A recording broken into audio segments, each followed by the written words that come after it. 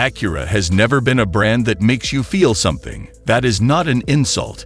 It is just the truth that most enthusiasts have accepted for 30 years. Reliable, yes. Competent, absolutely. But the kind of car that makes your chest tighten when you see it in a parking lot, that was never the RDX. Until now. Because what Acura just revealed for 2027 is not an update, it is a declaration. And if you have written this brand off before, I am asking you to stay with me, because what they have done here changes the conversation entirely. Here is what is at stake for you as a buyer and as someone who has watched this segment for decades. The luxury compact SUV space has been owned by the Germans, BMW X3, Audi Q5, Mercedes GLC. Those three names have sat at the top of most enthusiasts' lists long enough that it started feeling permanent. What Acura is claiming with the 2027 RDX is that the era of automatic European deference should be over. That is a bold claim. Whether the execution backs it up, that answer is more complicated than their press release wants you to believe, and I will get there. Standing in front of the 2027 RDX, the first thing you notice is that Acura finally committed. For years, their design language felt like a committee argument that ended in compromise, shapes that were trying to be aggressive and inoffensive at the same time, and succeeding at neither. This generation abandons that entirely. The front fascia is wide, planted, and deliberate. The dual-eye LED headlights have been completely reimagined, now forming a continuous horizontal band that gives the RDX a visual width it never had before. It reads serious. It reads confident. Now, personally, I think the grille is the most important design decision Acura made here, and it is also the most divisive.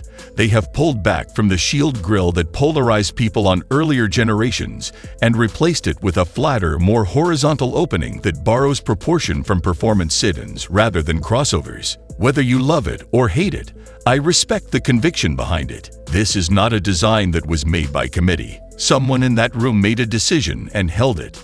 Moving to the side profile, this is where the 2027 RDX earns its strongest marks. The body line that runs from the front wheel arch through the door and drops toward the rear quarter panel has a tension to it, the kind of taut surface quality that used to cost you $10,000 more in the segment. The roofline is athletic without being impractical. Rear headroom is not sacrificed at the altar of a coupe silhouette the way some rivals have done in recent years, and the wheel arch flares are pronounced enough to give it presence without crossing into aggression that looks dated in 3 years. The rear of the RDX has historically been its weakest angle, and Acura knew it. The 2027 addresses this with a full-width LED tail lamp treatment that connects both sides in one continuous light signature. Visually, it widens the stance and gives the rear a cohesion that earlier generations never achieved. The lower diffuser is functional in appearance without making exaggerated claims. I will be honest. When I first saw the rear three-quarter photo in the press release, my reaction was relief. They did not over-design it. In a segment where brands are adding vents and fins that serve no aerodynamic purpose, Acura kept this honest. Open the door and settle into the cabin, and something shifts. There is a smell to real leather, not the synthetic approximation that filled interiors for most of the 2010s, but the kind of leather smell that used to mean you had earned something, the kind that came with your first car that did not feel like a compromise. Acura has used that material quality as a centerpiece here, and it shows immediately in how the seat bolsters meet the door panel, in how the stitching runs along the dash. This cabin does not announce itself loudly. It earns its impression in the first 30 seconds. The dashboard architecture is the most significant departure from any previous RDX. Acura has moved to a dual-screen setup, a 12.3-inch upper display for navigation and media, and a lower 9-inch touchscreen for climate and secondary controls. Here is where things get interesting from my perspective. They have retained physical controls for the most frequently used climate functions.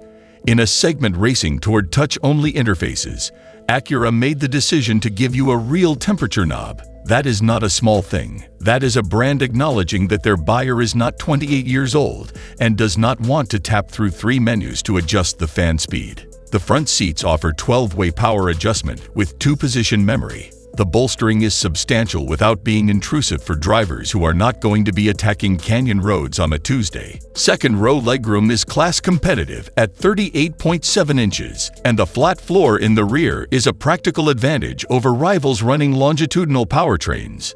The materials throughout hold up to scrutiny. Soft touch surfaces extend to areas where competitors still use hard plastic. The lower door panels, the B-pillar, the rear armrest.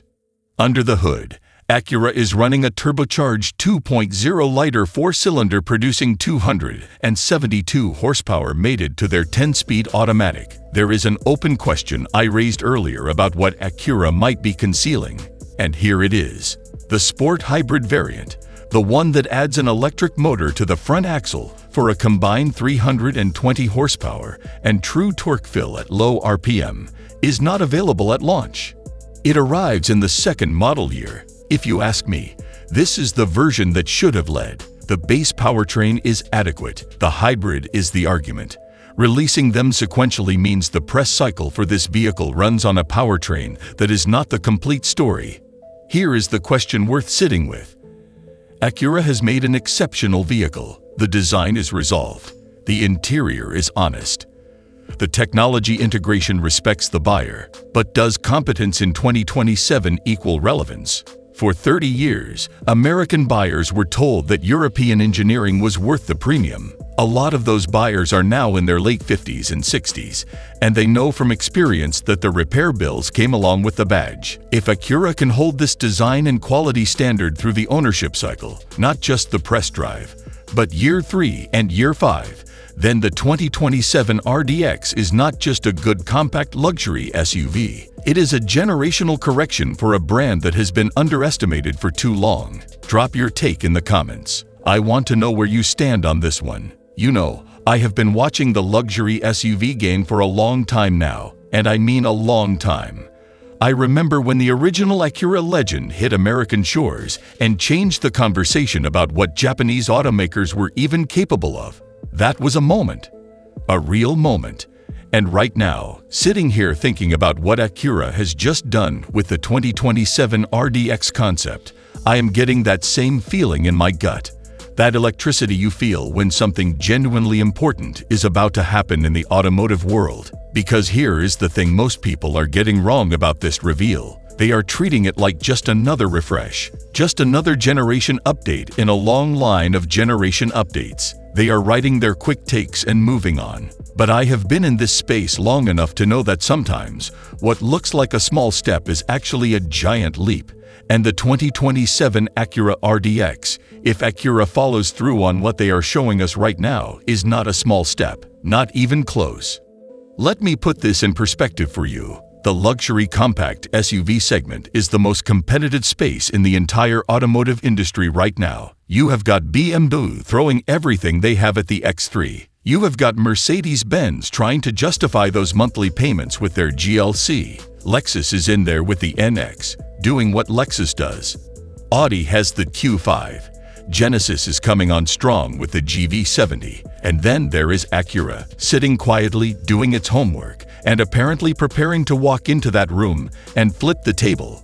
I have said before on this channel that Acura has been one of the most underestimated luxury brands in America for the better part of 2 decades. They make genuinely excellent vehicles that somehow never quite get the credit they deserve. Part of that is marketing, part of that is perception, but a big part of it is that they have been playing it safe. The RDX has been a good vehicle, a solid, dependable, well-engineered vehicle. But good and solid and dependable do not start revolutions.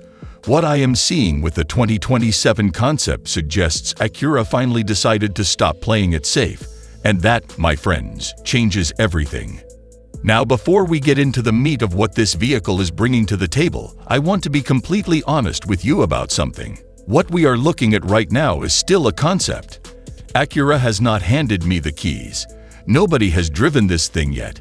And there is always some distance between what a concept promises and what the production model delivers.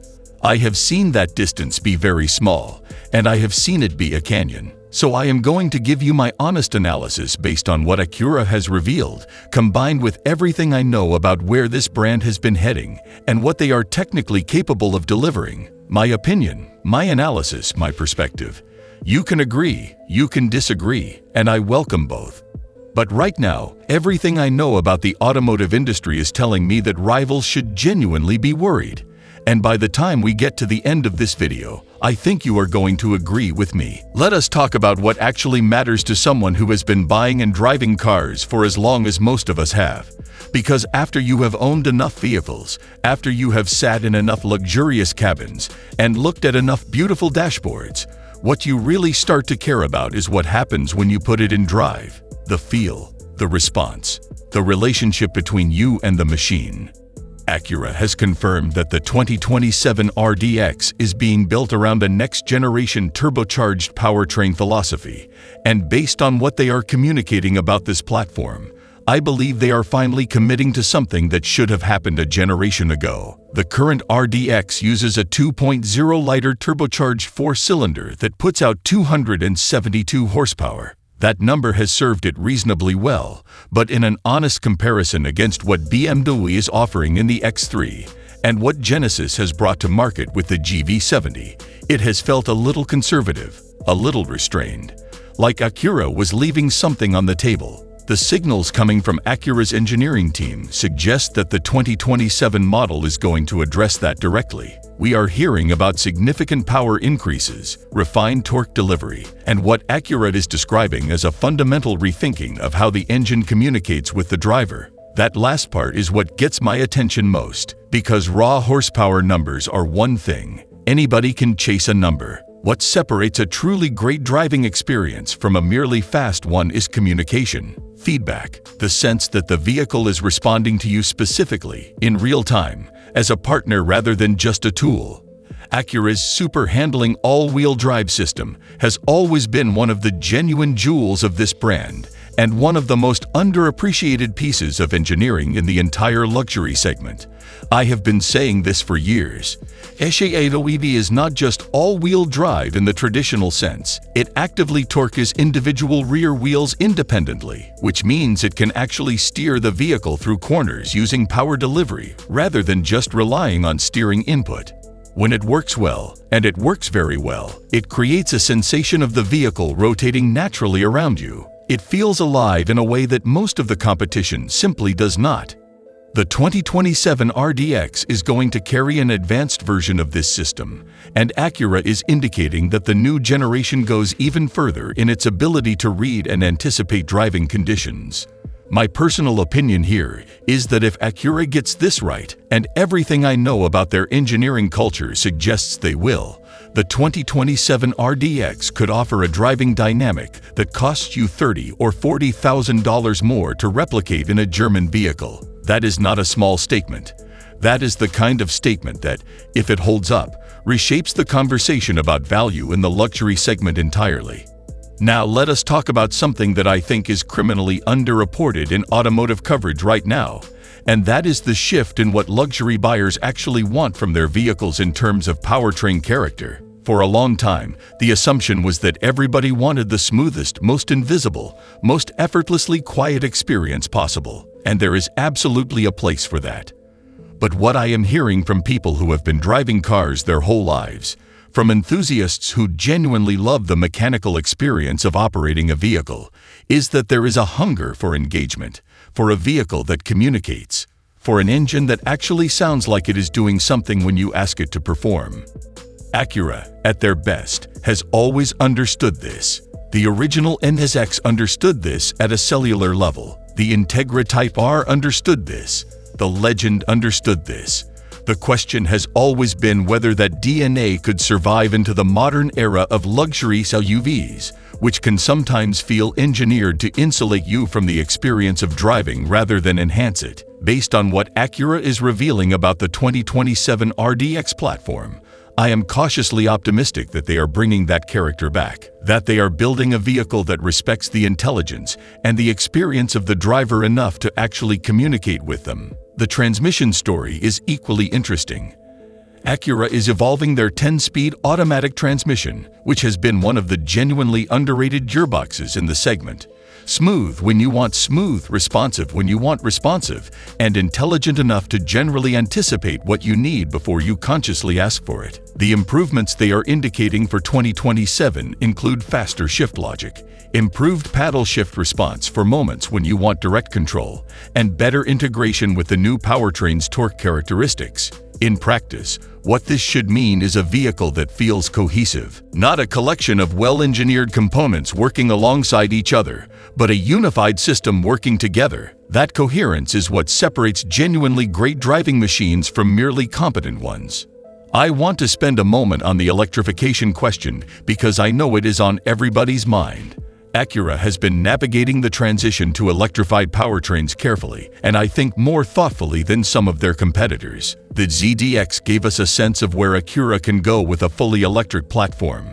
But the signals around the 2027 RDX suggest Acura is approaching this vehicle with a commitment to giving American buyers the powertrain options that actually make sense for their lives, rather than simply chasing an agenda. Whether that means a performance-oriented hybrid system, a plug-in hybrid option, or a refined continuation of their turbocharged approach, Acura appears to be prioritizing driver experience and real-world usability over headlines.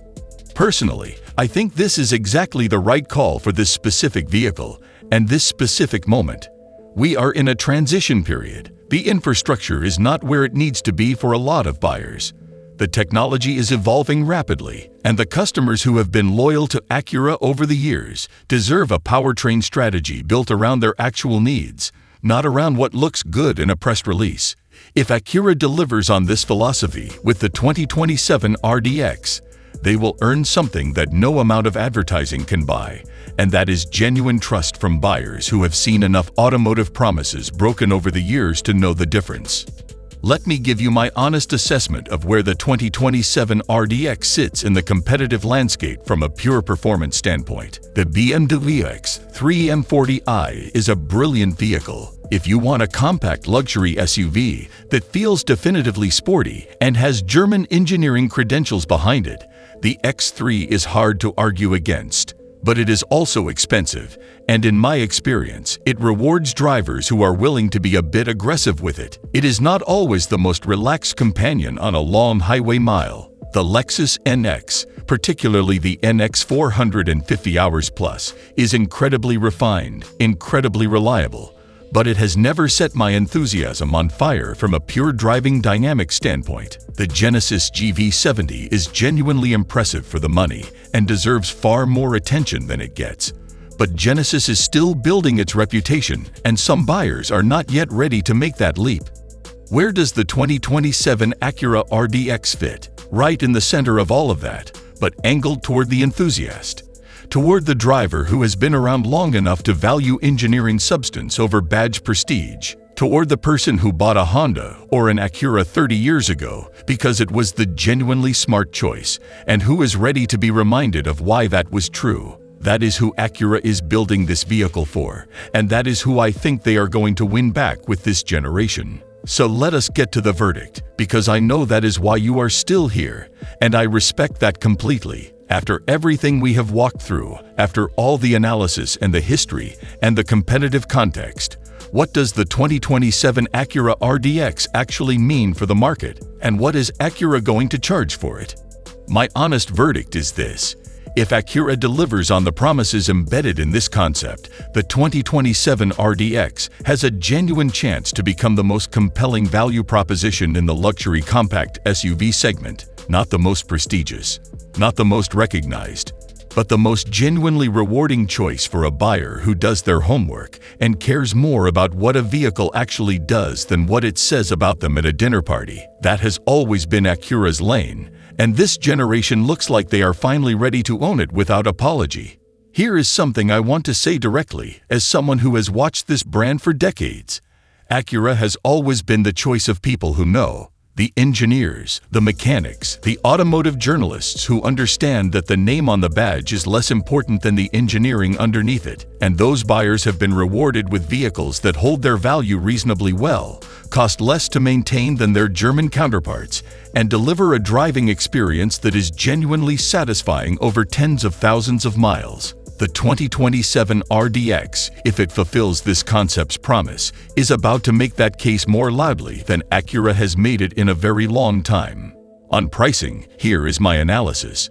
The current RDX starts at approximately $46,000 and moves up to around $57,000 fully loaded. For 2027, given the level of engineering investment Acura is clearly making and the direction of the market overall, I expect the entry point to move up slightly, probably into the $48,000 to $50,000 range for the base configuration. The top trim levels will likely push into the $60,000 to $65,000 territory, which is meaningful because that puts the fully equipped RDX competing directly and aggressively with vehicles from BMW and Mercedes that often demand significantly more money for a comparable. And here is where my personal opinion gets a little strong, so bear with me. One of the persistent frustrations I have had with Acura's marketing over the years is that they have sometimes been almost embarrassed to charge what their vehicles are worth, like they were apologizing for existing in the luxury space. That has occasionally resulted in a perception problem where buyers equated the lower price with lower quality, which was simply not true but was an image problem Acura brought on themselves. What I am hoping, what I genuinely believe based on how this 2027 reveal is being positioned, is that Acura is finally ready to stand fully in the luxury space, price the RDX according to its actual value, and defend that price with confidence. Not arrogance, confidence. There is a significant difference. The warranty situation is also worth mentioning because it matters to buyers who are going to put real miles on this vehicle. Acura has historically offered warranty coverage that compares favorably to the German competition, and if they continue or expand that with the 2027 model, it adds another layer to the value argument, because nobody talks about it enough. But the cost of ownership over 5 or 6 years of driving a German luxury vehicle versus a Japanese luxury vehicle can be quite substantial. I have spoken with enough owners of both to know that this is a real consideration for buyers who are paying attention. Let me address the rivals directly for a moment, because I said at the beginning of this video that they should be worried, and I want to explain precisely why I believe that. BMW is not worried about most competitors because BMW has a marketing machine and a heritage that is almost impossible to compete with on pure image. But BMW buyers are increasingly aware that the vehicles have become complicated, expensive to maintain, and sometimes prioritize technology demonstration over genuine driver experience. A 2027 RDX that delivers cleaner, more intuitive technology with better reliability and a lower cost of ownership is a genuine threat to every BMW X3 sold to a practical, experienced buyer. Mercedes-Benz buyers tend to be drawn heavily by status, and Acura is probably not going to convert the pure status buyers. That has never been the play. But there is a meaningful segment of GLC buyers who chose that vehicle partly by default, because they did not see a compelling enough alternative. The 2027 RDX is going to be that alternative for many of them. Lexus is perhaps most directly in the crosshairs because Lexus buyers and Acura buyers have historically been drawn from similar pools. Both brands attract practical luxury buyers who value reliability above flash. The question has always been which brand delivers more satisfaction per dollar, and the 2027 RDX looks positioned to make a very strong argument in Acura's favor. I want to close with something personal. I have been doing this long enough to have watched a lot of automotive promises made and broken. I have been excited about concepts that became disappointments. I have been skeptical of vehicles that turned out to be extraordinary, so I hold these early assessments with appropriate humility. What I can tell you with confidence is that the intention behind the 2027 Acura RDX, the direction Acura is pointing, the philosophy they seem to be committing to, is exactly what I would want to see from a brand with this heritage and this engineering capability. They are swinging for something meaningful here, not just a refresh, not just new sheet metal over an old skeleton, a genuine statement about who Acura is and what they believe luxury should mean.